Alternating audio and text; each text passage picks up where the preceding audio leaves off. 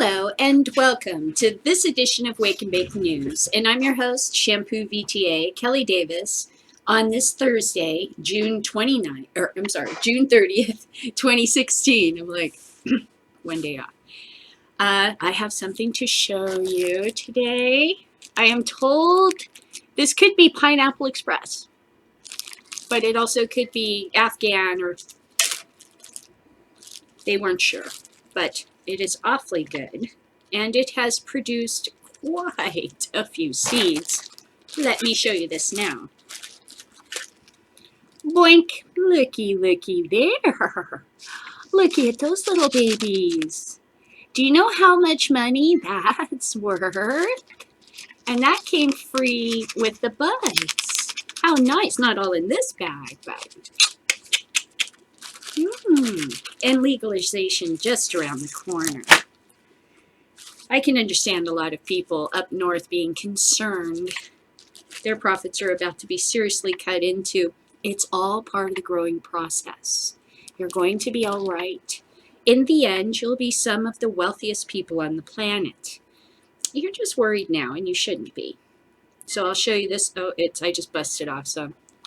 Amazing. Oh, Kelly's knocking things around.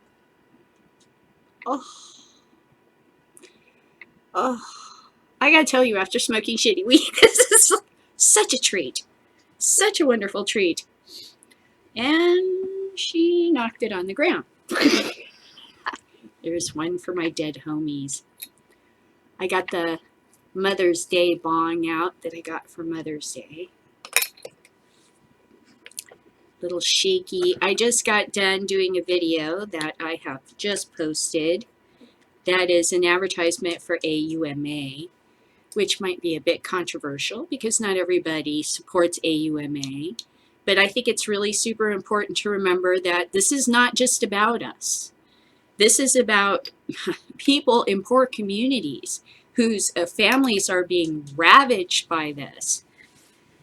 I hate to say it, but I'm willing to pay a little bit more in taxes and futz it out with the government until they figure out how the market should properly work. If their taxes are too high, market forces will apply. This is the rule. They can't, they're already talking about it in Santa Barbara. They were considering a 20% tax. But some of the local city councilmen are like, well, that's not a good idea because then you're just promoting the black market because we get panga boats from frickin' Mexico here, okay? So, you know, it's something that real adults have to consider down south. This is not up north where there are plenty of growers and plenty of dispensaries and lots of social support for this sort of activity. This is down south where we have local control, which has certainly spurred on a lot of stoners like me to get very active and angry. You know, we had a couple of meetings here in the boondocks talking about how to regulate in unincorporated parts of Ventura County, and 100 people showed up. They tried to have them off in Thousand Oaks and Oxnard, and still 100 people showed up wanting to discuss this issue. And if I knew where the fuck this place was and wasn't stuck helping my mother-in-law, then I would have been there too. And I tried to go to the one at the city hall that apparently wasn't real, you know.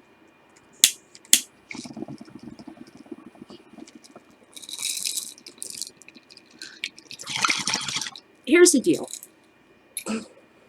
In 2010, growers had a lot of political clout. They were the only people producing this plant. A lot of stoners in California sided with you. But things have changed since then. And there is a bitter taste in our mouth from 2010. We could have been ahead in this market. And some people have been making money hand over fist while the rest of us down south are starving. We get shitty weed, moldy weed. It's expensive. It trickles down from Northern California into these conservative parts of California. We're hungry for this. I don't think you understand what you're up against. Once upon a time, Ventura proper, the city of Ventura, Ventura County, voted in the same amount of numbers along with the growers in Northern California against Prop 19 during 2010. That's because it is the bootlickers and the Baptists. So the Baptists are Ventura, but it's so concerned about the children, the purse clutchers, the pearl clutchers of our community. And the growers up north, the bootleggers that were making damn good money. They made a wonderful team back in 2010, but those days are over. There are people in the school districts who have just gone through 10 years of cutbacks on days. Class sizes have been increased. Staff has been reduced. We went through periods where we couldn't buy equipment, and you're about to dangle a cash cow. Oh, no, you don't understand what's about to happen here. Money has come into the room, okay? And these people want it. And I know you don't like that. But this is part of being part of the grown-up world. Education people, teachers, classified employees that I represented in the school district for 10 years for NEA and finally CTA when we were allowed to be part of their union, which we fought for like fucking 20 years to get in there. We were one of the last 2 states to allow classified employees that don't have certifications, me, the bumpkin that's getting paid for a part-time job, standing and guarding a bunch of high school kids, me, people like me, the bus driver, the cafeteria worker. You know how fucking hard we work for everything that we get, and we unionize, and we get together, and we sure as shit don't let a group of people up north tell the whole entire group what to do, because that is how you get beat. Let me tell you something. This is how it works with real politics and real adults. Now you have an opportunity here to be part of that. Or not. Your choice. But don't think there aren't going to be consequences for that, because there's already a bitter taste in my mouth, and you hear it in my anger over 2010. We could have been ahead. It should have been us. But greed and some worry, and yes, that was a bad law, but we would have hashed it out. By now, we would have hashed it out. Colorado wasn't much better law than Prop 19. And yet somehow they rework it out because they see the money come in and they start greasing the wheels a little bit more. Now they're complaining to the government how come they don't have banking. They're considering clubs now because they see they're going to have to compete with California, the mighty king of all the West Coast. West Coast, son. Right? Welcome.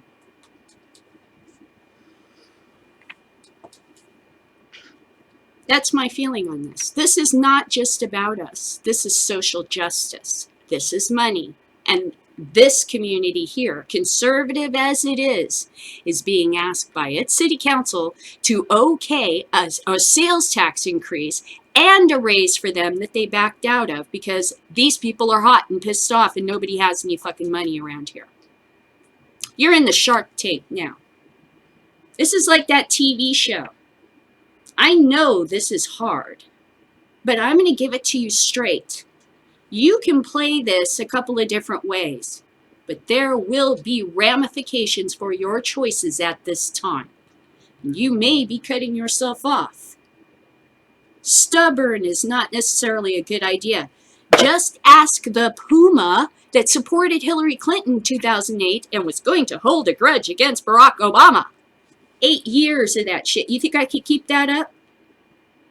If this gets voted in and you lose, you will be set back even more than if you had simply accepted the bill and worked within the system. Because now you're one of the draggers down, the dragger feeder people. And these excuses that I hear, and I've heard a few online, not particularly anybody out there that I speak with, respect. But I've heard some things online which simply sound childish and selfish. Well, the prices will go up, and the taxes are too high. There are fucking people's families, lives, and children at stake. There's education, there's taxes. The police are going to need something to fill the gap that the drug war money is going to leave when it gets cut off. I don't personally want to live in a world where the police are going crazy. We need those taxes and regulation to keep everything sane. That's why Santa Barbara's considering it. Ventura, I don't know what to, they're mental. I don't know what to do with them. But I can tell you this is a different day in this community. And if you think we're going to be voting in the same numbers with growers in Northern California who maybe have some selfish concerns and might be of a Caucasian persuasion, you're backing up the wrong tree. I know it hurts, but I'm telling you, I'm not threatening. I'm trying to give advice as someone who has fought long and hard in unions, I was trained by CTA. All right? In the Leadership Academy, I spoke in front of 200 educators from across the country and got them to vote for our side in a competition that I was head of one side. And it was about winning a campaign. And I fucking don't play fair. And that's how you fucking win. There are no goddamn rules. Do you know who trained me? The teacher that trained me was one of the head teachers that organized the union in Nevada when Nevada did not have a teachers union.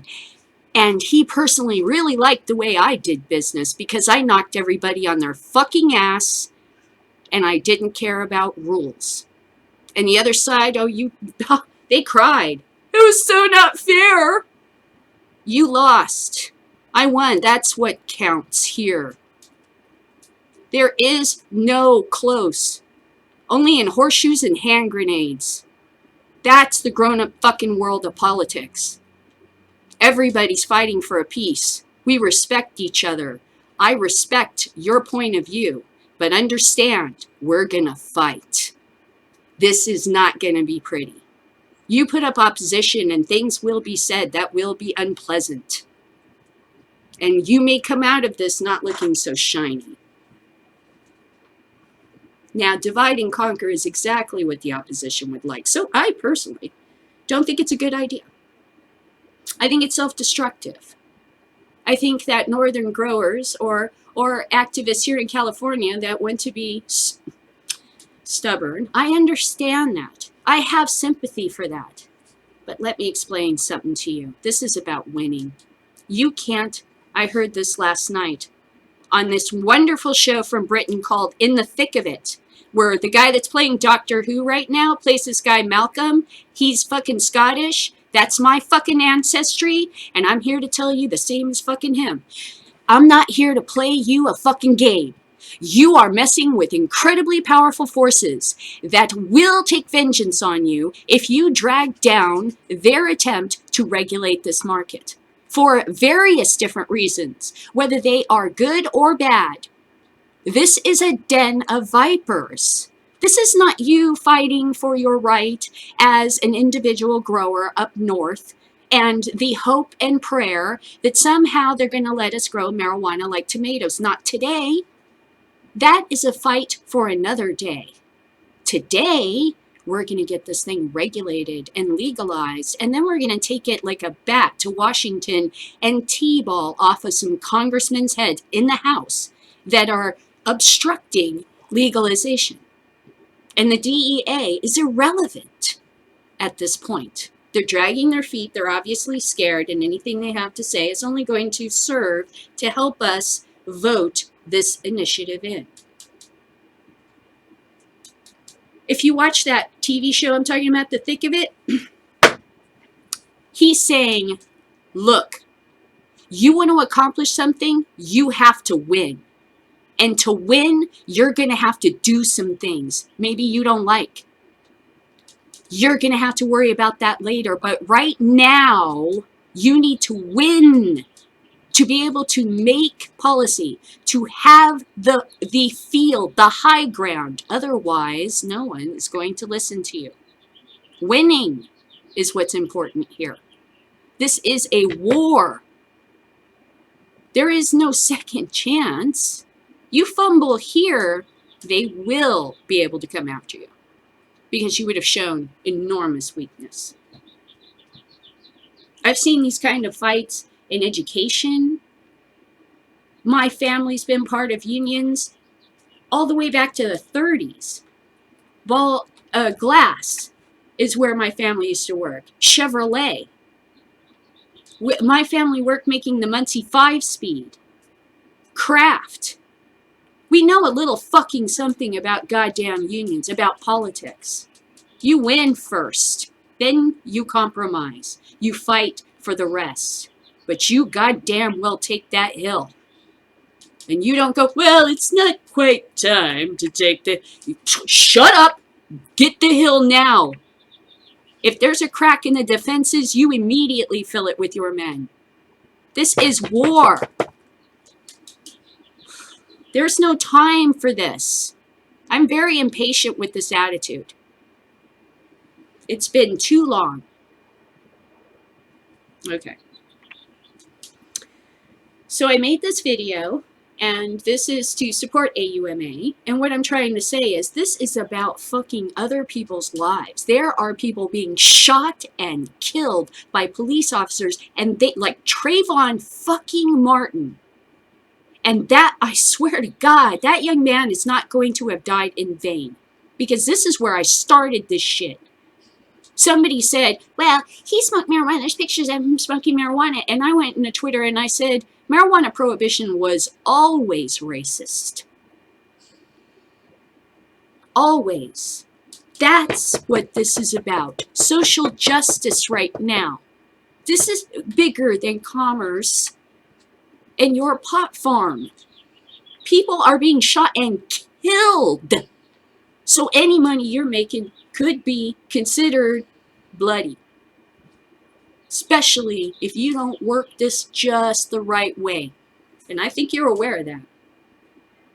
I don't claim that you're stupid. I'm just telling you, as one old political warhorse to another, look out. You better fucking look out.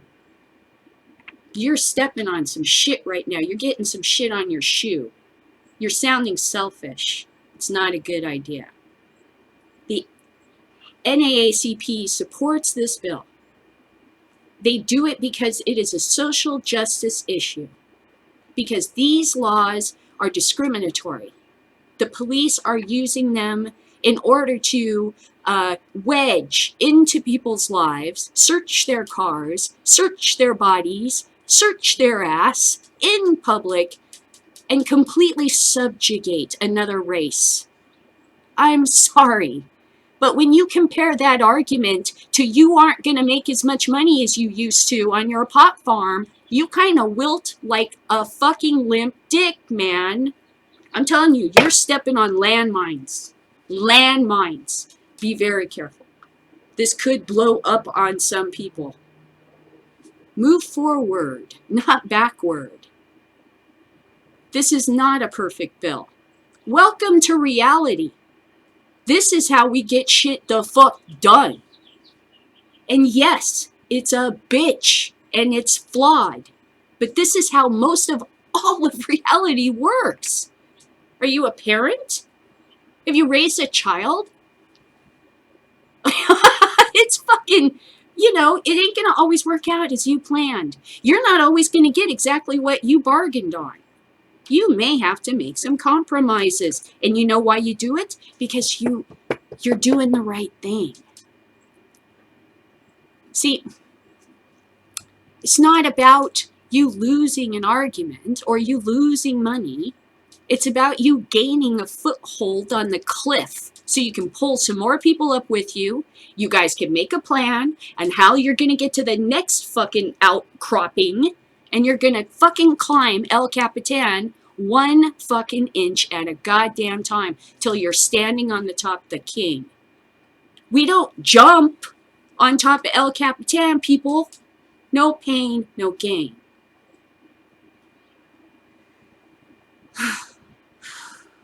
Frustrates me that people want this magic pill of a legislation that's going to come floating from heaven. Oh, look, here it is. like the 10 Commandments. Get out of here with that. That's childish. I'm sorry. Okay? Not going to happen. You want to begin to argue for your rights? First, you got to get into a position where you can leverage people. Take it from an old political warhorse. You know how you get that leverage? You don't fucking divide from the rest of us. The minute you do that, you lose political weight. Sure, you're in opposition, but that's about it. And you'll be crushed because 60% of California supports this. Like 61, I think, across the nation. Look, I'm just trying to tell you. Politics is kind of a hobby in our family. You should really watch that In the Thick of It thing. I'm telling you, that character Malcolm, that guy is fucking related to me. I can fucking tell. We're predators. We get pissed, and we're not going to dick you. We're going to tell you straight. You better watch that shit you're doing right there, because it's going to get on your face. And then what are you going to say? And it will be embarrassing. So consider it. Fight for your rights. Right on. Peace to that. But don't you step on this just so you can get what your little castle and kingdom want. That ain't going to work. You're going to end up alone on the battlefield and get decimated. Because the DEA is waiting for you to break away from the pack so they can take you down. And we're the pack. You need us. Everybody in my family, everybody in this house, people walking by out the street where I put the sign for AUMA, the guy in the store that complimented me on my hat, people that follow me online, people that follow me on Twitter, agree or not, I'm sure they're going to vote for this. They're tired of this shit. So am I. Seriously. I'm not going to go, oh, well, you know, there are some growers up north that are concerned that no fucking way. Especially not after 2010. That's 22 minutes of ranting about that. So I made this video and I posted it before, so we'll check that out. You can go and check that out. Okay, so actually what the news is for today that's really super interesting was I woke up early this morning about 7:30 and I found a tweet by Freddie Pritchard saying live that the Canadian government was going to make an announcement about marijuana regulations. And I'm like, oh, yeah, sure. So then I recorded what I picked up on. And basically, it sounds like what they're going to do is they're going to hold meetings, you know, stakeholder meetings, all across, which is what's happening all over California. And honestly, we started about over a year ago because Gavin Newsom had a blue ribbon panel that went from city to city up and down California and gathered up all this information. They took time to coalesce it, you know, to decide how they were going to present this framework, right, based on what people's opinions were. And that's how we got the regulations we have now, okay? And so Canada supposedly is going to do this, and boy, didn't it take them fucking a long time to get around to that. And I totally understand why Freddie Pritchard's really frustrated, because that was another thing. Since the Brexit, and watching that In the Thick of It show on Netflix I'm talking about, or is it Netflix? Yeah, I think it's Netflix. Anyway, seriously, watching these guys in Canada speak, they're so calm. When they're answering the questions, if you watch that show, you know there's some guy behind them going, you fucking idiot! You, what the fuck did you tell them? And then they're back there going, So you should watch that show because it really enlightened me into, you know, European politics on the British and Canadian side anyway. And the things, you know, that you hear this calm, measured English voice, but really behind them, they're just backstabbing each other and screaming their heads off, and people are being threatened to be fucking fired and all that place. It's really hilarious, you know. So when I watched this video, I was like, oh, you can kind of tell that they're really sweating it up there and they're being measured and they're trying to say as little as they can. And I told Freddie, they really are asshats. I could see what your problem is. And then I saw that Jody Emery said, none of these people on this panel are experts. And I'm like, oh no, they're an expert at something. It's just not marijuana. It's more like bullshit. Dragging their feet, let's see, creating a bureaucracy that's almost impenetrable. Yeah, that's probably what they're really experts at. And by the way, Jesus Christ, can you guys get enough flags? Do you need more flags? I mean, it's just like what the United States does. What is with the fucking flags? We know what country you're in. Do you need 12? I mean, you know, it was just so funny. Make one big one. Our country does it too. Why are there so many fucking flags behind the president? That is so weird. All right, so let's take a look at this video. Will help keep it out of the hands of children, prevent drug-impaired driving, and stop criminals from profiting from it. Public safety will always be a top priority. Thank you. Maintenant, j'invite le secrétaire parlementaire à la justice, M. Bill Blair.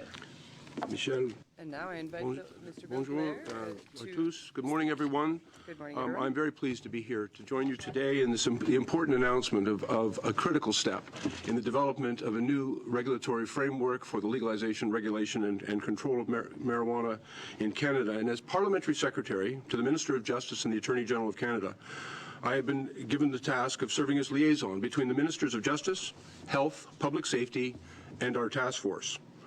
This task force will be comprised of 9 members, including our chair, the Honourable Anne McLellan. Anne McLellan brings a wealth of relevant knowledge and experience to this role. At different times, she has been the Minister of Public Safety, our Minister of Health, the Minister of Justice, and the Deputy Prime Minister of Canada. She is a member of the Order of Canada and Chancellor of the Dalhousie University. Our Vice Chair, Dr. Mark Ware, brings another extraordinary set of skills and a lens to the work of the task force. He is the Executive Director, Scientific Director of the Canadian Consortium for the Investigation of Cannabinoids, and he has chaired the International Association for Cannabinoid Medicines. He is an Associate Professor at McGill University. All of our task force members have been selected in consultation with the provinces and territories, and they are recognized for their experience and their skill in the fields of public health, problematic substance use, justice, and public safety. We have asked the task force to consult with stakeholders, as well as individual Canadians, through online consultations in a wide variety of areas, including minimizing the harms of using marijuana, ensuring safe and responsible production and packaging, maintaining strict control of access and distribution, maintaining public safety and protection, and providing continued access to medical marijuana. We've asked the task force to do this work and to present a final report to the ministers in November of 2016.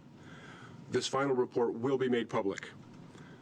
I am very proud to be part of this historic, open, and transparent engagement process, and I am confident the resulting legislation will be robust and well informed by the input of experts in many fields, as well as individual Canadians. Thank you, and it's now my privilege to ask Ms. McLellan to say a few words. Good morning. Bonjour à tous. Thank you for that kind introduction, Bill. I am pleased to have been offered the opportunity to chair the task force on marijuana legalization and regulation. Given my past experience, I do have an appreciation for the complexity of the task before me and my fellow task force members. Legalisation, la réglementation stricte. Legalization, strict regulation, and restriction de l'accès à la marijuana of access to marijuana un engagement important. are a major commitment. Des questions touchant la sécurité This has to do with publique, issues le droit, of public la justice, safety, et la santé publique. law, justice, I and know public that health. this is a topic that is of interest to many Canadians for different reasons. This is why I am looking forward to hearing what Canadians have to say. Over the coming months, the task force members and I will be speaking to provincial, territorial, and municipal governments. We will also consult with Indigenous governments and representative organizations.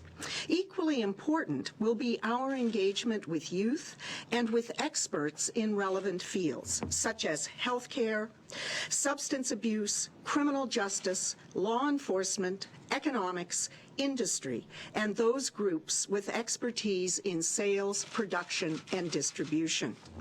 Not only will it be important for the task force to engage directly with experts and others, it will also be important to hear from Canadians via our online consultations, which launch today. I strongly encourage all interested Canadians to participate in this online process. The task force members and I look forward to the challenge ahead of us, and we look forward to working together to provide thoughtful and well-informed advice for the design of a new legislative and regulatory framework. Je vous remercie. Thank you for your attention. So, colleagues, we have about 20 minutes for questions. I've already got 6 people on my list. The standard 1 question, 1 follow-up. And I think we'll begin with Althea Raj of the Huffington Post. Hi. 2 questions on 2 different topics. But on this topic, could you kindly tell me what you guys have been doing up to this point? Because as you will recall, during the election campaign, the Liberal leader at the time, the Prime Minister, said he was going to get down to this really quickly. And so it seems like it's taken you a long time to come up with this task force announcement. I'd like to know what you've been doing up until this point. Well, maybe I can start off to address that question.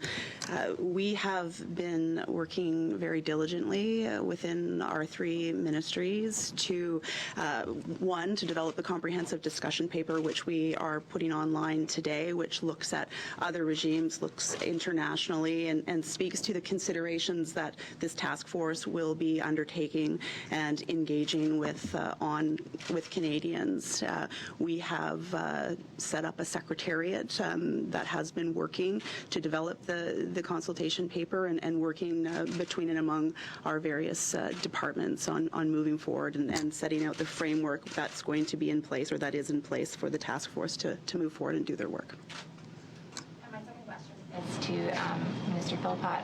On the Canada Health Act and negotiations, can you tell us where we're at with that? I know you mentioned that you want to have something done for next year as well, but we kind of haven't heard that much about where negotiations stand. On the new healthcare accord? The health accord. Okay, so it's, I won't speak too long on that right now because this is about another topic, but I'd be happy to have further conversation with you later on that. But I will say that we are moving forward. I had a teleconference with my colleagues the week before last, the provincial and territorial health ministers. We are very eager to move forward, and we hope to have an agreement in place by the end of the year. We have talked about what our shared priorities are. They are the same topics that we discussed when we met in person in January, and they include topics like making sure that Canadians have access to home care and investing in that area in particular, also making sure Canadians have access to mental health care, and making sure that Canadians have prescription medicines that are affordable and accessible to them. So I would be happy to have further conversation later. Prochaine question, Louis Blanc, Société Radio-Canada. Next question. On voit que vous allez avoir 4 à 5 We see that you're going to have 4 to 5 months to do this work, and that there are very important decisions to make, including distribution, processes, how to control and restrict access to youth, how to provide police forces with tools, how to decide what the level and permit of is for THC, for driving. These are many things to do in 4 months. Don't you think that's a little ambitious for such a short timeline for such important issues? We are of the opinion that the 2 consultation periods are sufficient to give us sufficient time to develop a consultative approach that is orderly, structured, and provides people enough time to react. And in fact, the invitation was already launched today. People have already been invited to submit their perspectives and opinions and comments in writing or online. We are of the opinion that the period of time allocated is sufficient to allow everyone to react in a timely basis. If I may, I'd like to add a comment.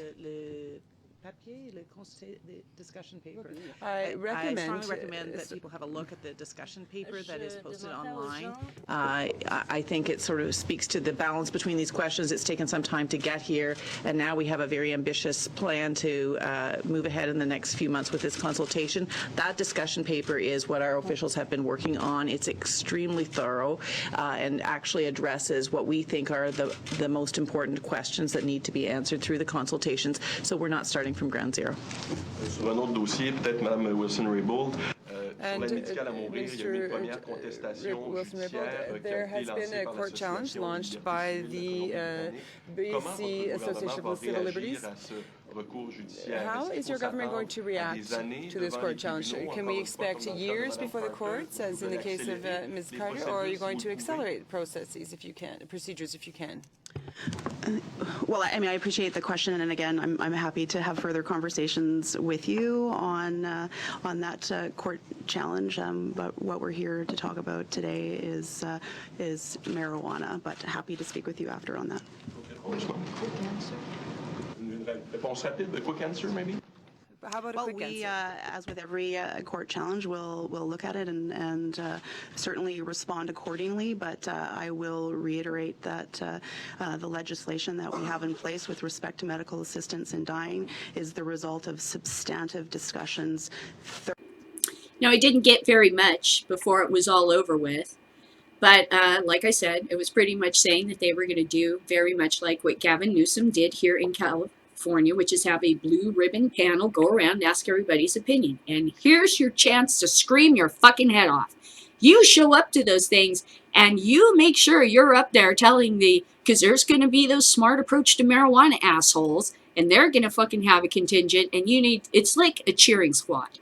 You need to show up with megaphones and t-shirts. Oh God, I could train you guys. You need to make visual things, posters. You need to place those posters in places you're not supposed to. If the opposition puts up anything, tear it the fuck down if you can. You're not supposed to. It's against the law. Fuck that. Fuck that. I'm sorry. Just don't, be really bad about it. But I mean, if it's bad, stupid, then get rid of it. If you can get rid of it, get rid of it. Don't let those ads linger out there and go, well, yeah, you can. People do it all the time.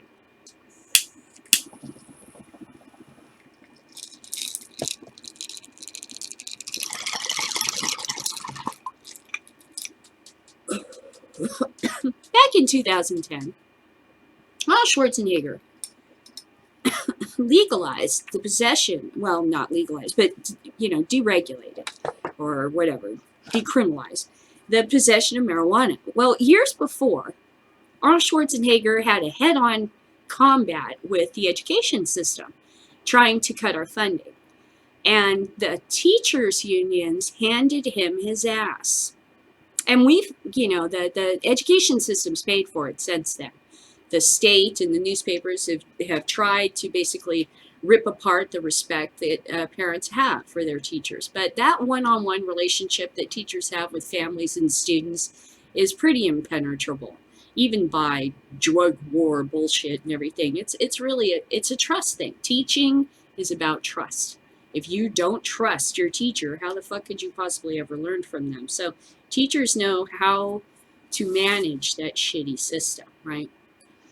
So the teachers handed Arnold Schwarzenegger his ass, and he was, beaten back severely. Later on, he even gave in Proposition 10 after the vote and said, oh, we're just going to make it, a blah, blah, blah offense. It's just a misdemeanor for possession of blah, blah, blah so much. And then of course, everybody was freaking out. And what he was trying to do was he was trying to diffuse what was going to happen. Because he knew after that election, like anybody who's used to watching politics, that next time this comes up, it's going to pass. Just like in Florida, they lost that supermajority vote, and now there's like 68 instead of 60, almost 60% of Florida supports medical marijuana. Now it's 68, it's almost 70%. Across the country, I believe it's like 70, 61, something very high.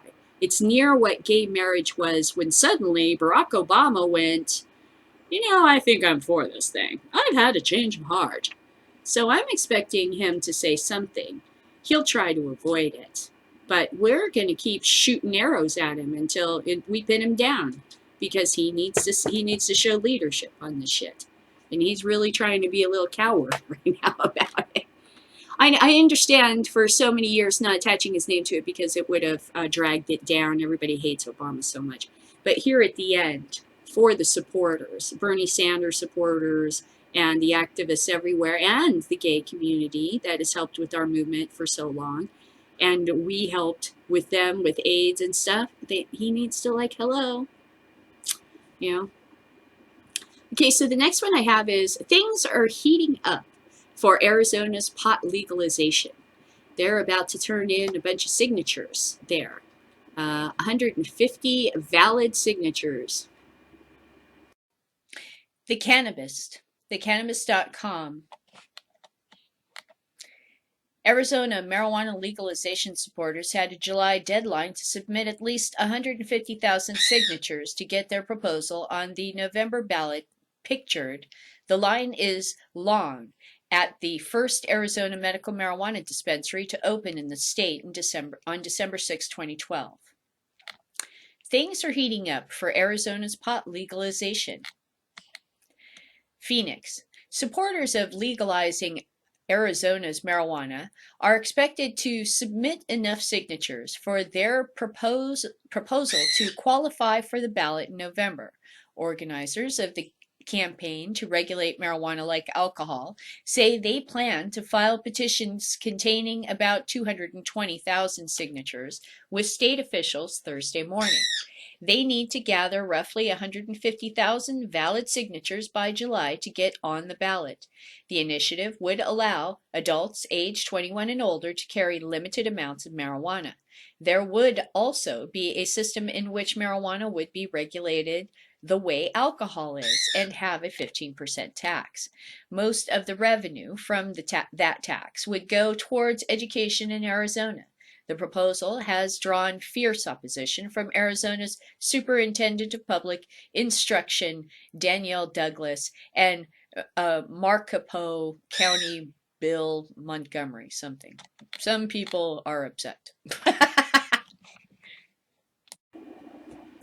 Okay, this next one I'm going to do for you is so stupid. I'm sorry, it's stupid. This is one of these things that comes from the other community I'm really, I've been part of for a while.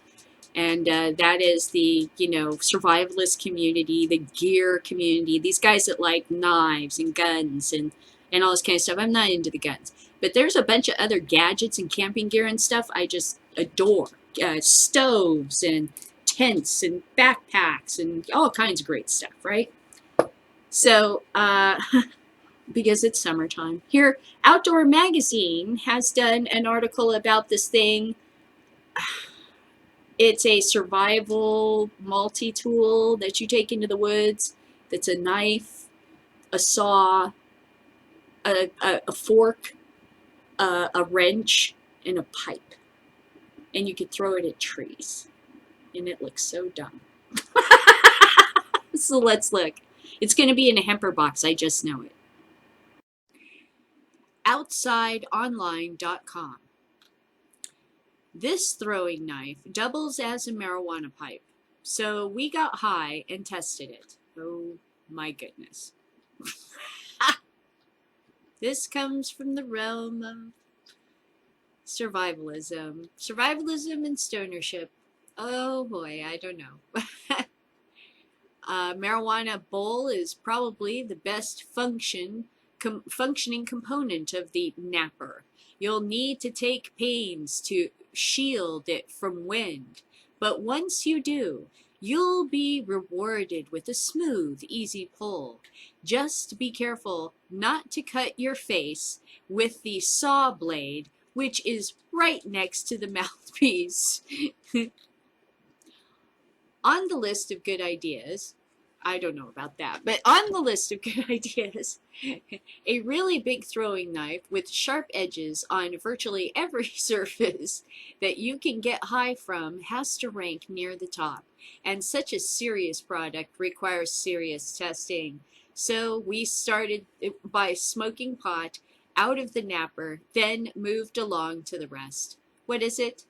A large one-piece fixed blade survival knife that has various grooves, holes, edges, and protrusions designed to perform other functions. Of those, really only the knife blade, bottle opener, fork, and obviously the pipe are worthwhile.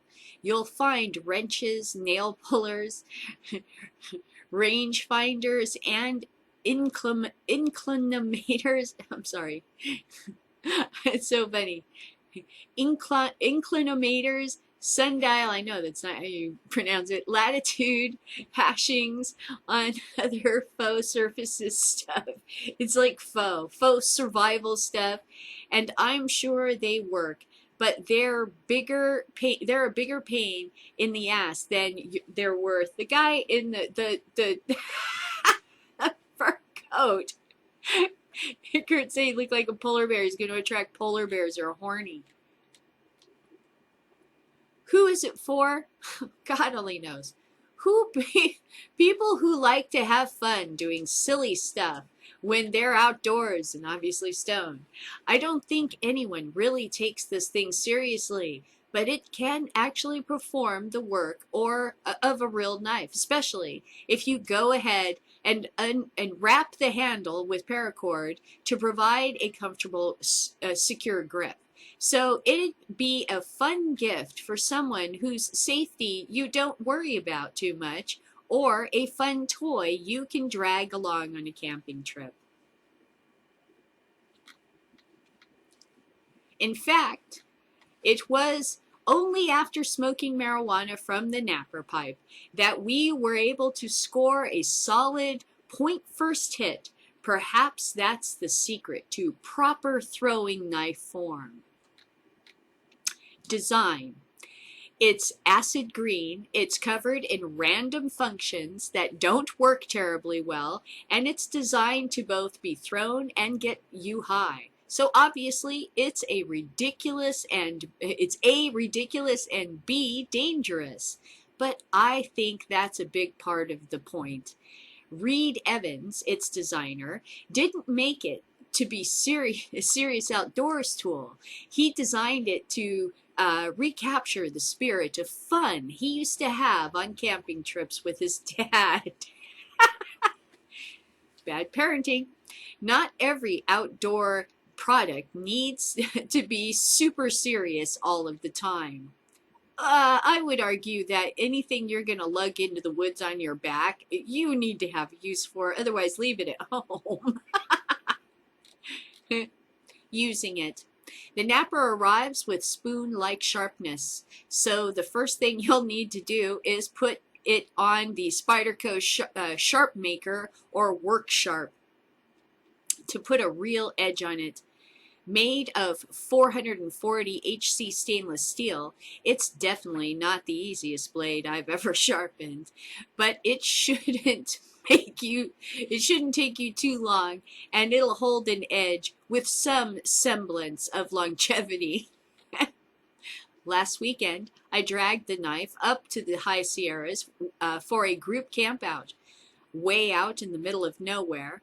There, we had fun throwing it at trees, used it to open some cans and beers, and yes, smoke a ton of weed out of it. My first impression of the napper was surprise at its heft, then alarm as I stabbed myself on its many sharp edges, right, and its many sharp protruding edges, including the saw on the back of the fork on its pummel. No one slashed any part of their face off this weekend, but I did pack an extra tube of crazy glue just in case, because you can glue your wounds back together. A quick paracord wrap improves the handle's comfort and safety immensely, but it also interferes with the knife's weight balance and therefore its ability to fly straight when thrown. Obviously, what a stoner needs. You'll need to choose between not cutting yourself and throwing it. Well, throwing it accurately and not into a friend.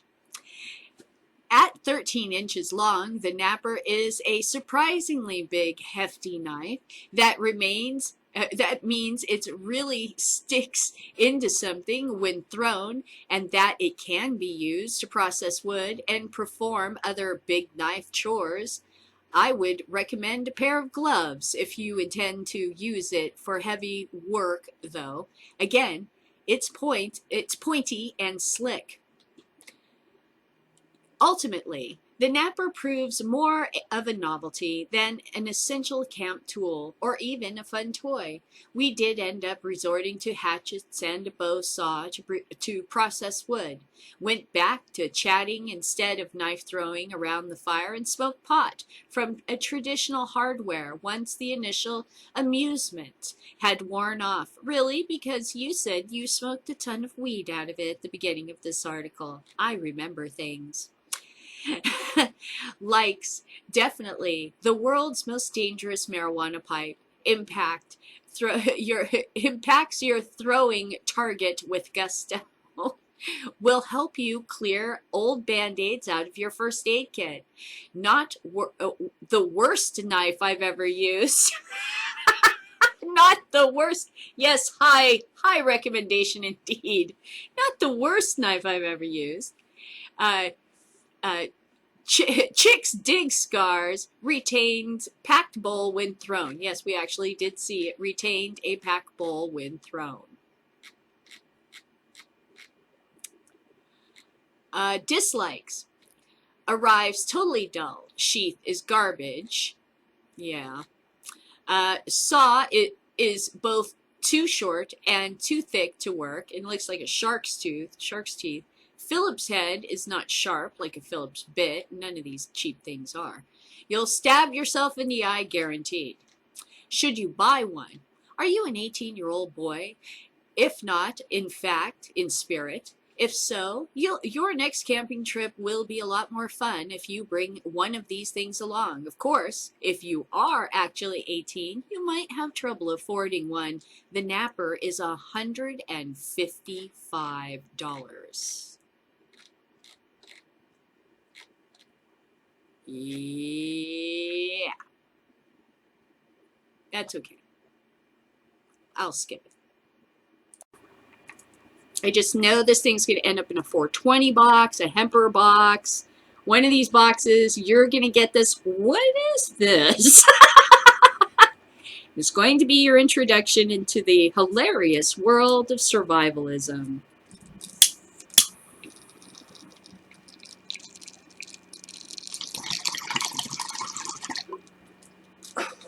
I said I would just kind of stick with my Leatherman wave and my Leatherman super tool and just a nice Pyrex glass spoon and not this that ridiculous dangerous piece of shit. Okay. Now on this kind of summertime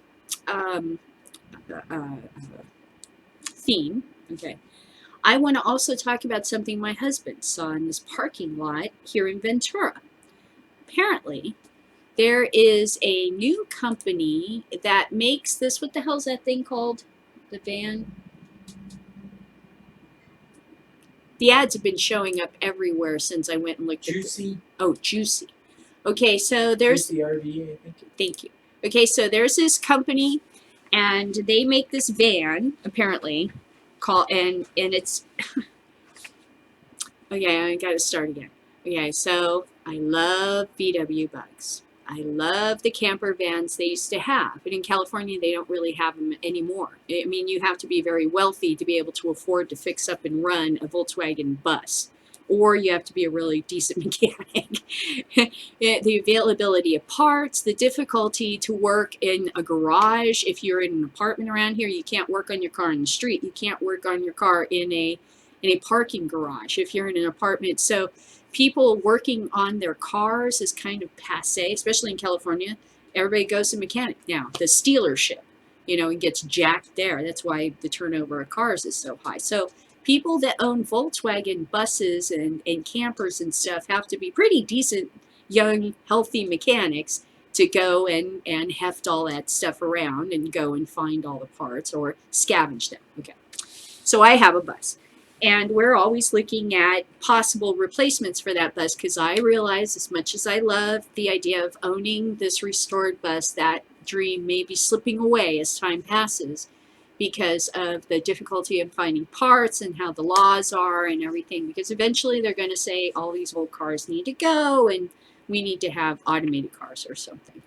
So we've been looking for alternatives for travel in the future, and especially up and down the coast. Now that the West Coast is legalizing marijuana, I'm sure that eventually they will have reciprocity for each of, so I won't have to have a medical license in each and every state, and they will respect my California medical license, which I intend to keep after fucking legalization, because I'm a goddamn medical patient.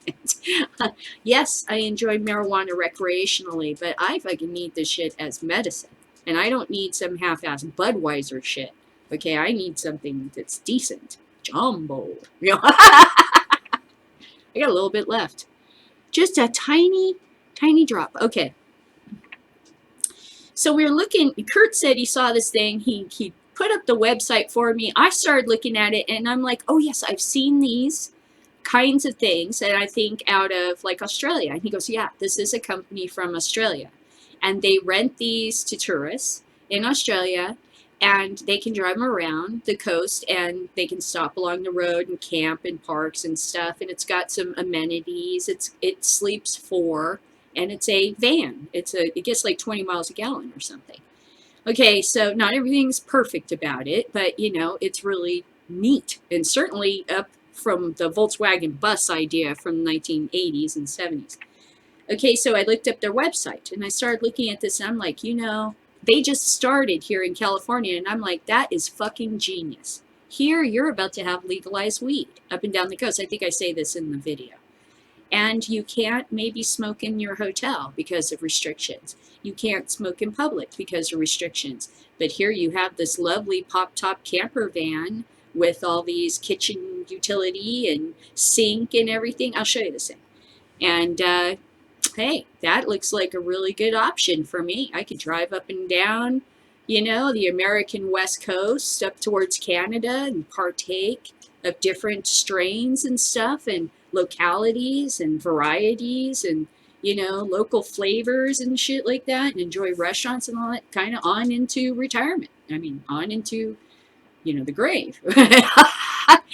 Sounds like a fabulous way to retire, you know. So this is kind of what we're looking at. So when we saw this van, I'm like, look, really, I want to point this out to a lot of stoners because maybe you're thinking about traveling. And I think these things look really great. And I've seen the tiny house movement really pick up, and a lot of people are utilizing those now. I see them being built on the avenue. You know, I know they're being built in Ojai. We've seen a couple. So this stuff with the idea of mobile living and stopping and going and traveling, you know, up and down in a local area instead of taking a plane and flying, is kind of picking up. And especially when you think of the TSA and you think of the dangers of air travel. And then you think of, I could drive up, which is actually more dangerous than air travel, but I could drive up and down the coast and stop in places and hit dispensaries and eat at restaurants and go on hiking trails and maybe see a gallery or have some wine tasting, or think of all the amazing things you could do.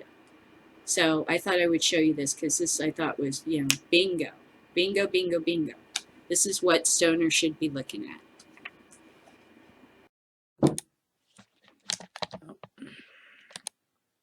Is there water? Or coffee? Oh, I spilled it on the ground by accident. Okay, so stoners, I want to point out this thing that my husband saw in the parking lot yesterday, and I think is a good thing to talk about for what's going on with legalization in California. Okay, so let's stop the video here. All right, so this is actually a company called Juicy RV Rentals, and apparently they just started in California.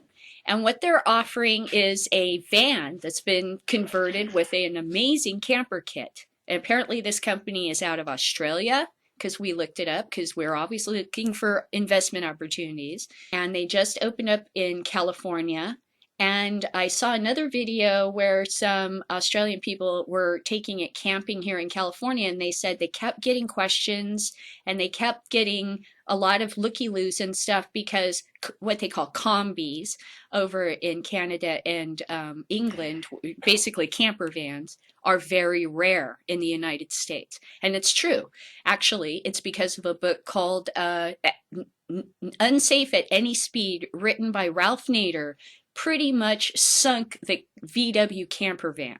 And that was the last affordable camper van that I'm aware of that was available to the American public. And now if you want to buy a VW camper, it costs almost as much as a Porsche.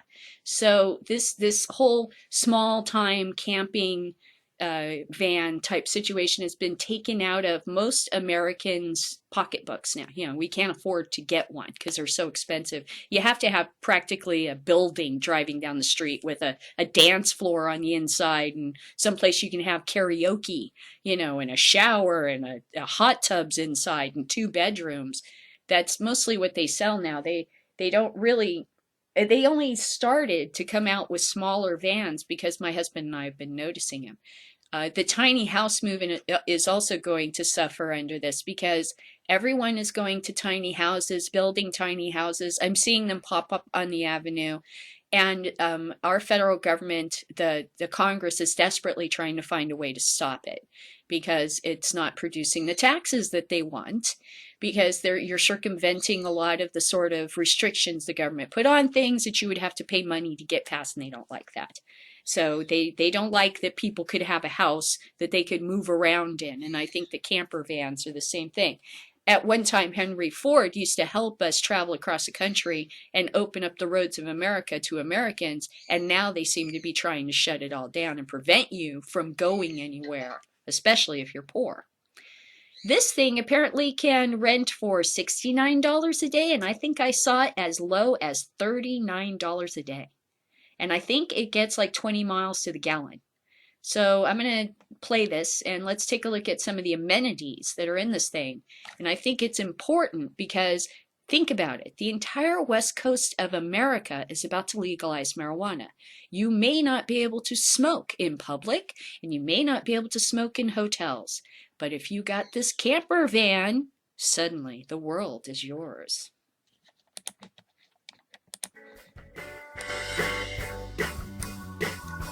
The bed setup was actually one of my favorite parts. It sleeps 4. Inside the penthouse, there was a very nice mattress. And inside the van, you can also sleep 2 more quite comfortably. Juicy provides all the bed linens, pillows, and towels, so you don't need to bring a thing with you. I like to set it up just to have an extra lounge area. This van lets me be so self-sufficient. Today I was a little hungry, so I came down from the penthouse, came out to the back, popped the trunk, and now I'm cooking myself some eggs. I had all that I needed right in the back of the trunk to make a beautiful breakfast. Everything you see was included. All the utensils, the plates, a whole set of pots and pans, as well as a fridge, so I could actually keep all of the supplies that I purchased cool. The pump sink holds 5 gallons of water, so I could wash everything easily and keep a tidy kitchen. I couldn't believe that there was a stove, both built-in and a portable one. Rested and fed, I plotted my course for day 2 of my road trip. I was in wine country, and I needed to get out to the source. It was time to head to a proper vineyard. But first, I had to make a very important stop in town. We're heading out to a vineyard, so I'm going to pick up a little picnic spread. Definitely got to get me. That is my favorite store Just in minutes outside of Solvang, you'll That find store she's in, fields I and love fields that of store. beautiful Oh, the grapevine. cheese. One Oh my vineyard God, team that is highly such a good recommended, store. and when I pulled in, I could see why.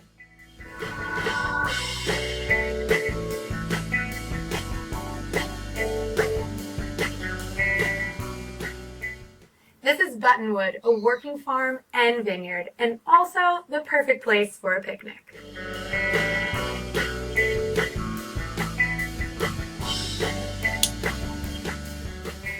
And what better way to end a road trip than with great food, great wine, and this stunning landscape. California doesn't get any more gorgeous. Cheers.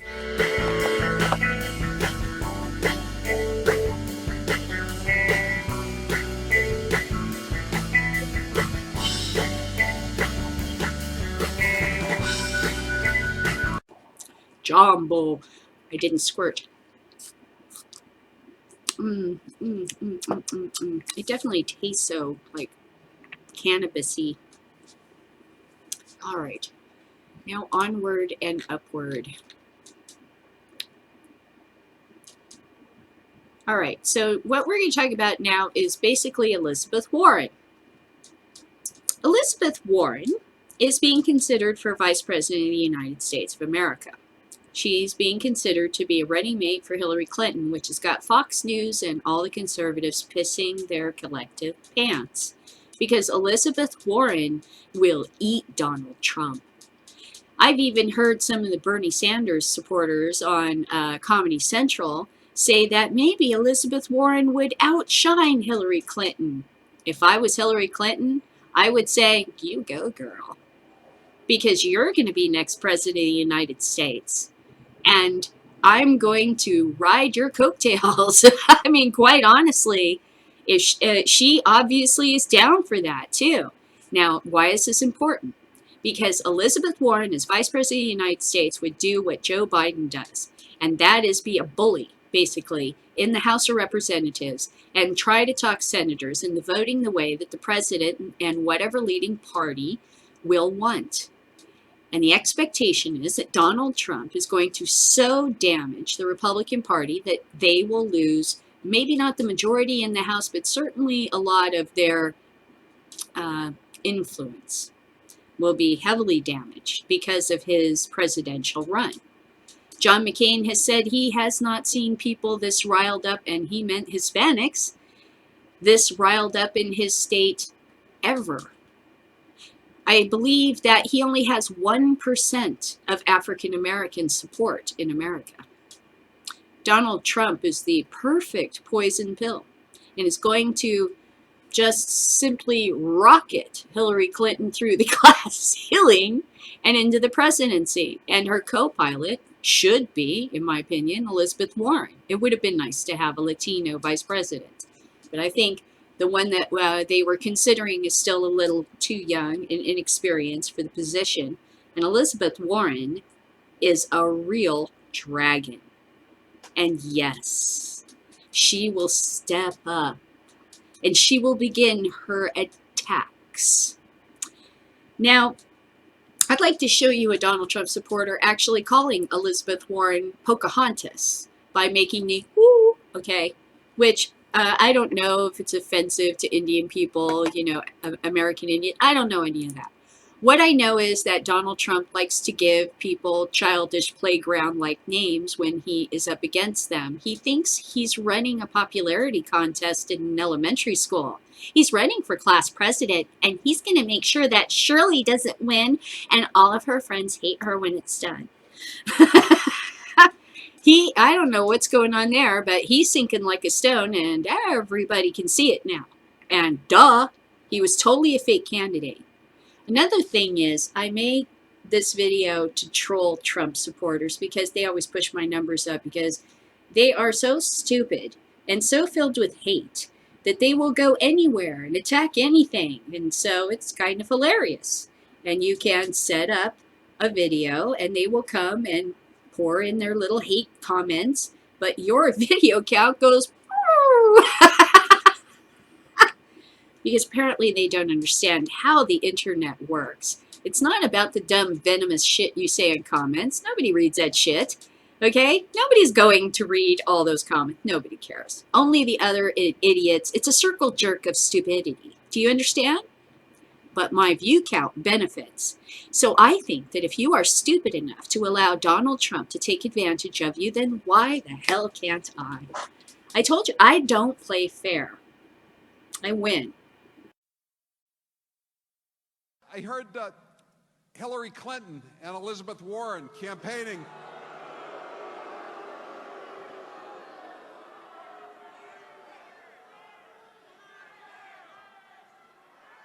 You know Elizabeth Warren, right?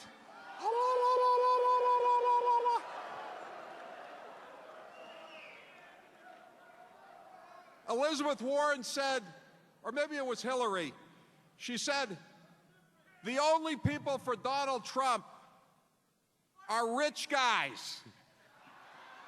Are any of you guys out there rich guys? You can do it! Now, honestly, I couldn't help myself.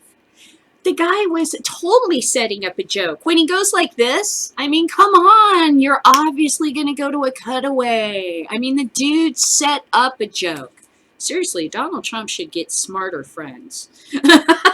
You don't set up a punchline in your speech. And this, when you go, are you out there? I mean, obviously somebody's going to go, oh, well, let me just take that and edit it. Duh, I just did it first. I mean, I'm sorry. That was obvious. That one was obvious. You walked right into it. Come on. Come on.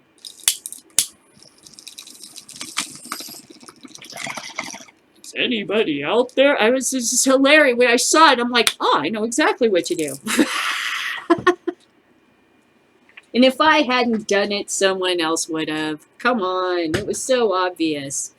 Okay, so I'm surprised. And now you could do it. You could put a group of clowns, sheep, anything. Other people could play. They could take that video and just put an ending, you know, like a bunch of prostitutes in an orgy. I don't know.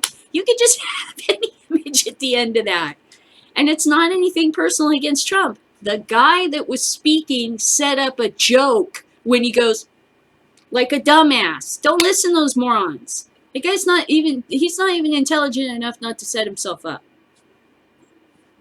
Duh, that was like the punchline joke. It was like playing a straight man right there. I mean, I would have been a complete fool to have let that one slip by. I'm not that stupid. He was asking for it. Trump surrogate Howie Carr. He was asking for it. Okay. Now, I want to read this other one to you because yesterday I mentioned potash and how some people said to invest in it. Now, the stock has been going up and down because of a rumor, but who cares about that?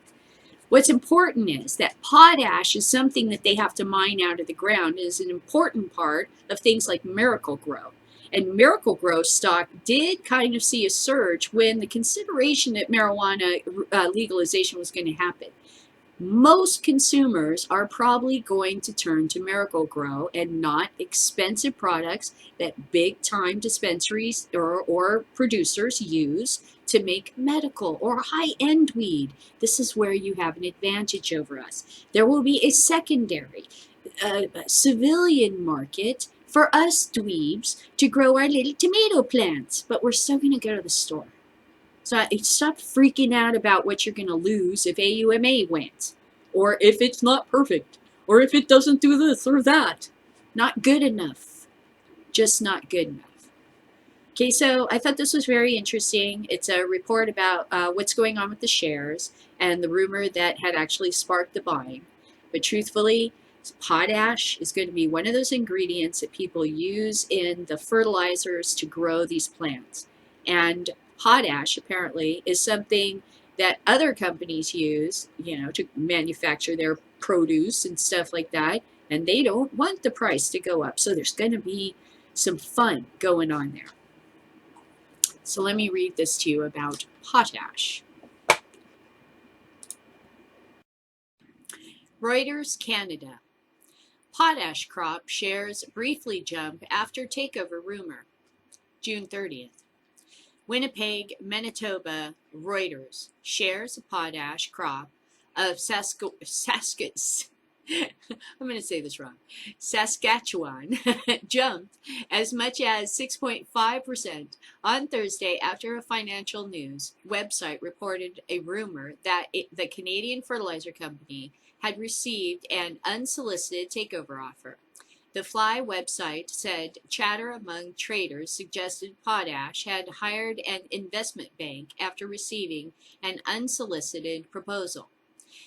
The stock paired gains and by midday was up 2% in Toronto and New York trading to $21.33 and $16.41 a share. Okay, so $21.33 a share and $16.41 a share, respectively. An analyst who did not want to be named said he was skeptical there had been an offer, noting that Thursday's market the end of the quarter, and that such speculation commonly happens every few months. The Canadian government blocked a hostile $39 billion bid for potash from Anglo-Australian miner BHP Billington plc in 2010. The proposed takeover was unpopular in Potash Corp's home province of Saskatchewan. I said it right, which depends on royalties from potash producers. As of Wednesday's close, the stock was down 6% in 2016 and has been pressured by weak prices for the core nutrient. Why? Because well, legalization happens. Yeah. It should go up. Okay, so we're talking about this, and here's what I think. He's talking about legalization happens, it'll go up, and I agree with that. But overall, there's a possibility for a bidding war, because think about it. If you manufacture any sort of vegetable material and you have to use a fertilizer, wouldn't you like to own the fertilizer company? Why in the fuck would you want to be beholden to them? Okay, so I think that most businesses would like to command as much of the chain, control it as much as possible, from probably water, land, and freaking fertilizer, soil, labor, you know, and not be beholden to, say, the post office, and hope that they're not going to have a strike and fuck up your business. See what I'm saying? So the more that legalization moves forward, the bigger possibility that a company like this, these people in Saskatchewan, may make a hell of a lot more money, you know. So you always look for the long term. So 10 years out, this could be a very good buy, you know. I don't know about these rumors, but it does sound like they've had a hostile attempt to take over in the past that the government had to thwart. So people certainly are interested in it, whether it's dropped in price now or not. Yeah.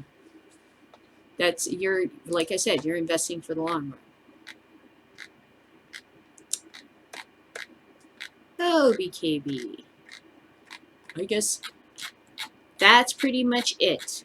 All the things that I could come up with for today. I thought it was pretty cool that we had the Canadian thing today. Even though it's not that great, that it's just an announcement that they're going to have meetings. We did that too, and it was super frustrating, but it panned out. I mean, people, they do it here in the county. We had 2 stakeholder meetings. Like I said, one in Thousand Oaks and Oxnard, 100 people showed up. That was this is what I tell the kids. No, they're dicks. Okay, they're dicks. They don't want to hear your voice. Right, I get that. But if they give you a piece of paper in the office when you're busted or in trouble, and they say, here, write down what you think happened, and it'll say things like, what did you think? Tell us what happened. And what did you think you could have done to make it different? You may not like answering that question. And you may think that you are perfectly in the right to say you could have done nothing. Just say that. But screaming and yelling and cussing and swearing and kicking and screaming is not the way to get your position out there, you know. So at least they're giving you a platform to speak. Take it and fucking storm the barricades. But don't snub your nose at it, because it ain't good enough, you know. Nothing in life is ever good enough. Everything is compromised. Jiminy Christmas. I have lots of hopes and dreams that are way out there in space. But if I only accomplished a little bit of them, I would consider that very successful. I'm not so, I don't know, sold on the idea that you have to have everything to win. I'm not so sold on that. I think that's kind of an ego trip. You know, you can't always get what you want, but if you try sometimes, you just might find, you know what I mean? You get what you need. Yeah, yeah. So yeah, the government's gonna act like a bunch of dicks. Oh yeah, big surprise. Did you think they were gonna roll over like dogs? No. It's going to be a fight, fight, fight, fight, fight, fight, fight. And it may not be your fight in the future. It may be something that gets handed down. It takes time to do these things. They don't just happen overnight. And we've come a long way, baby. Huh. Why do I always get a broken one?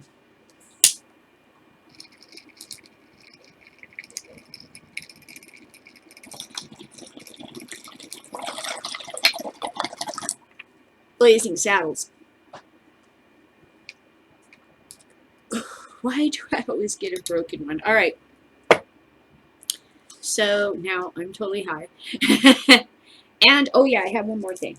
One more last thing. Look what I got in the mail. Look what I got in the mail. Look what I got in the mail. Yeah. Look at that. $24 free shipping. A nice neck. They did I thought, a pretty decent job. Take a look at it. It looks like it's pretty even. That looks pretty good to me. You can see here, onions, I know I'm supposed to see if this curve is even because you may have to reshape it if you don't want the frets off because it'll make buzzing. They look pretty good to me. And it is so nice and smooth, and you can see that they really rounded the fret. So 24 bucks, I was really super happy. I thought it would be way rougher than this. And you know, if you wanted to, you could buy this neck, and then my brother says you could tear off this fretboard, and you can buy a fretboard that has a beautiful inlay, like a dragon or something, or, you know, birds or bats. They have all kinds of stuff. Beautiful pearl inlay, right? And then you glue it back, you know, where you tore off the fretboard, and then you just put in the nut again. Right? And it's a little bit of work, but I guess people do it. So you could buy this thing for 24 bucks, and then, or you could find one that's a lot more expensive with the beautiful inlay. But if you were crafty enough, you know, which I'm not. But I thought, pretty fucking cool, man. It's 22 frets. It's very smooth to the touch. I'm not so offended by the head, because this shape's a little goofy. But it's interesting. I don't know much about the headstocks. I like that it overlaps here. I was a little concerned it was going to just cut off. This seems shallow to me. Like on my Yamaha, I think this thing's thicker. But since I'm making the body from scratch, I can work with whatever is going on here. You know. But I think a good start. Very happy. Thinking about staining it black or painting it black and leaving the fretboard this white with the black dots. The theme is black, but I want some little highlights. I thought about changing the nut to a black one, but I don't want to fuck with that. I don't know how to do that. I'm scared. I'm scared to break the nut out there because I don't want to hurt anything or break anything. Okay, so I was going to show you what I got in the mail. So exciting. My guitar begins to take shape. Oh, hiya! Hatoa! I kicked over the keyboard. Kung Fu keyboard. Okay. So I'm out. That's Thursday's show. You say hi and goodbye. Thank you for listening to me rant. I'm sorry if I offended you. But, I mean, I have to kind of scream and yell a little bit because I'm a little bit like, you know, this is not about what you think is wrong. This is about what the people that truly are suffering from this outrageous law say, and the you know, NAACP is supporting this. And that's their representation and their voice. And so we have to respect that and not just go, yeah, but, you know, it's not really going to help that. If they say it does, it's going to be very difficult to argue against it. And if you're talking about profits or taxes, that's just going to sound shitty compared to that it's a social justice issue. Social justice issue is going to win. So I'm just trying to be forceful and commanding and try to say, you're going to get in trouble here. And before this is done, someone's going to call you a nasty name, and I don't think it's necessary. This trip is not necessary. You can get what you want anyway. It's just going to take more time, like it does with everything else in life.